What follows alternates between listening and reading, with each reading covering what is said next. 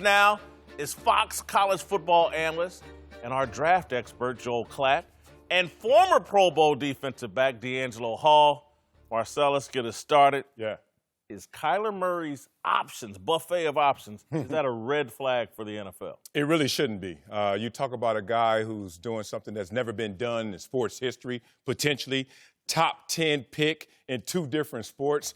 How dare us to make that a negative when that's such a blessing?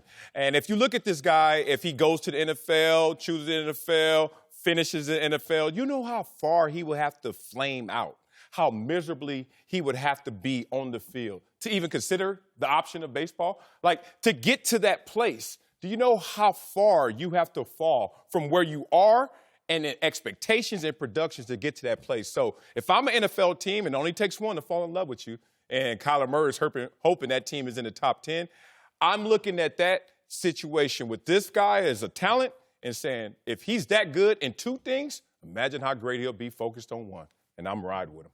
Yeah, I'm riding with Kyler Murray, too.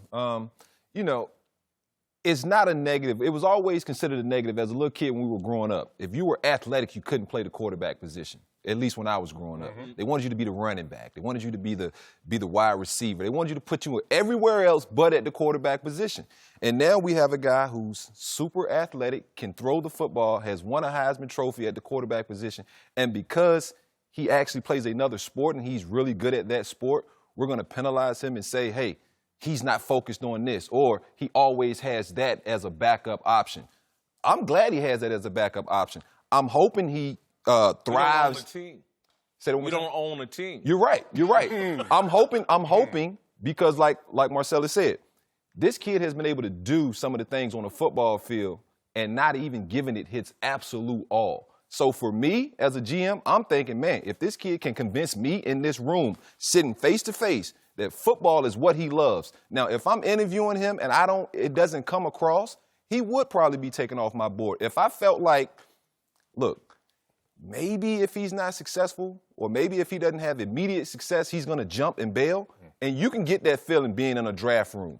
If you get that feeling while interviewing him, then yeah, he has to fall off your board. But if this guy loves football like we feel as though he does, by giving back millions of dollars and saying, hey, this is what I want to do, I don't have that feeling, but I don't know what those guys in that draft room do. Yeah, so I'm gonna come at this like a lawyer. Okay, you made your opening remarks and listen, they sounded good, they sounded correct. They always do. They always do, right? I mean, listen, it's cohesive. It makes sense what you said, what you laid out. There's no doubt that it all makes sense. Let's start taking it apart.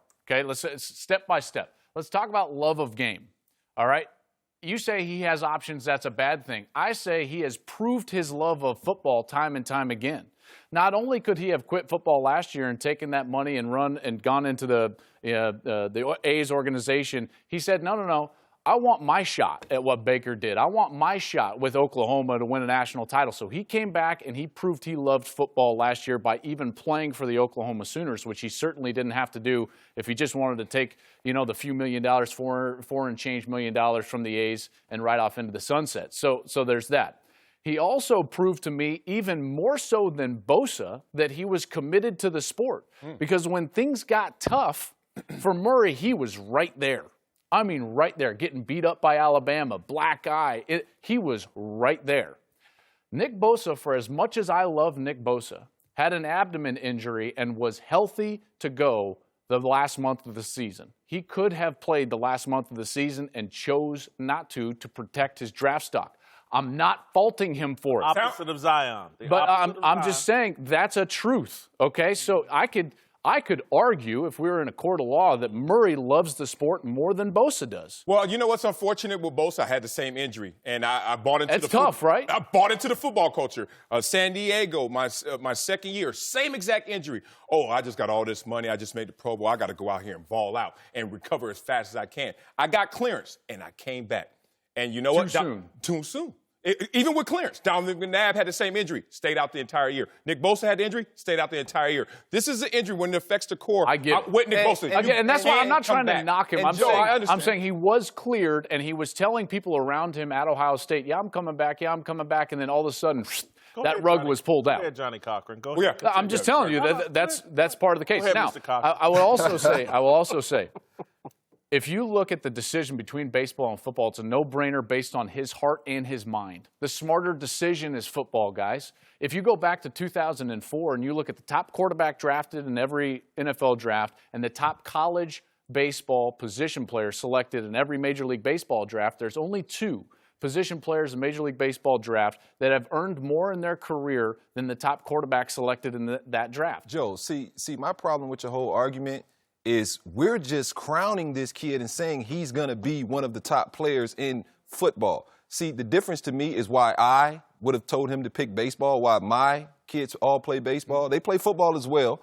but the reason I'm guiding them toward baseball is because you don't have to be the best of the best of the best. Oh, I totally disagree with that. Oh, Yeah, I you agree do? with that too. That's- Oh, You're no. arguing against Joel's numbers. As a See, you- quarterback? That's Are you arguing kidding with me? Joel's As a fallacy. quarterback. There's offensive linemen As a just got paid the quarterback. highest in history. He's Here's not even the top As a 10. quarterback, not any position, as a quarterback, you think it You is know- easier to play in the National Football League as a quarterback? Well, that's the thing. Than a position he's got player that in chance baseball? right now. His chance is right. He's about Yeah. to be a first-round draft pick. He's got the chance. He will earn more based on this one contract than I think he might ever earn playing baseball. Here are the facts, okay? Mike Trout might have signed for $1 gazillion. It has nothing to do with but Mike you do Trout. not make a lot of money in baseball until you've been in baseball, It a has nothing to professional, do with- for 5, 6, Exactly. 7 years. Well, not even You've 5, gotta- 6, 7, you've 3 or gotta 4 or be- 5. You've got to be the cream of the cream in baseball to even make it to the But point Joe, where you're can getting I- a can good I- contract. Can I Not cut you agree, off though. one time? Would you not agree, though, Joe, by playing football, winning the Heisman, and making himself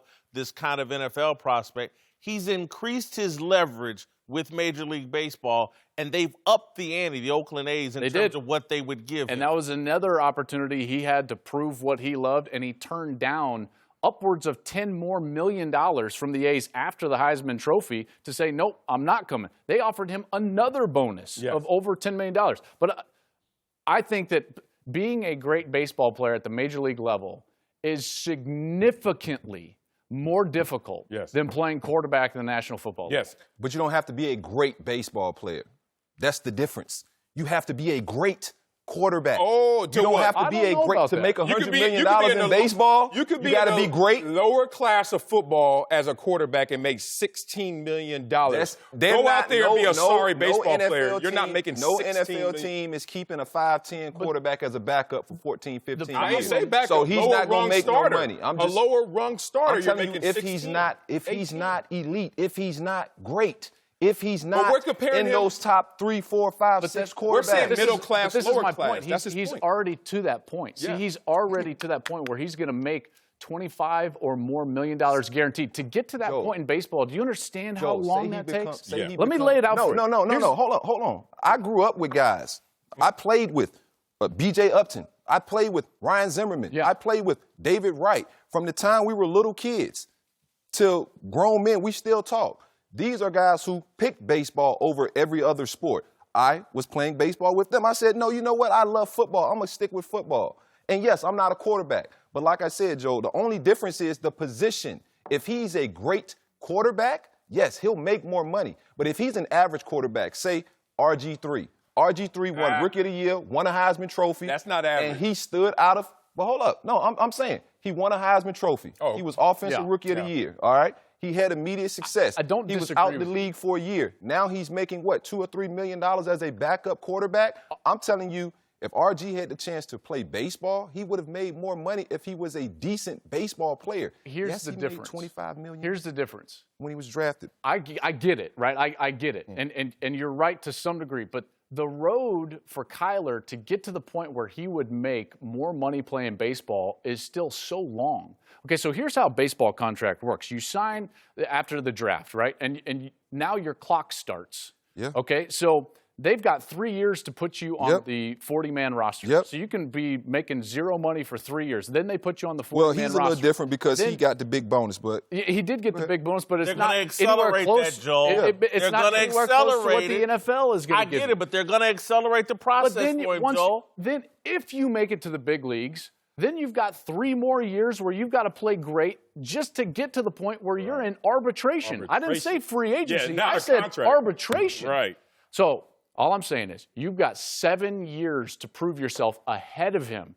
just to make that money that you're talking about. It's a little Of different, all though, what when those when you're one of those top 5, 10 draft picks, it's a little bit different. But I don't disagree, but he's about to be a top And top RG3, 5, 10. grade him where you want. He's already made $30 million on the field. And I'm betting that Kyler Murray's experience would be greater than RG3's experience. So we're not even factoring in the marketing difference between baseball and football as a young player prospect. Like, while we're still selling the hope of Kyler Murray going forward, they're going to be cashing in off the field. But Marcellus, here, my point would be Kyler Murray and Kevin Murray, his dad, they do not lack in confidence at all. Yes. At all. Look at the way they've played this game. And so you can't convince me that Kevin Murray or Kyler don't believe if he goes to baseball, in their mind, he's going to be a success.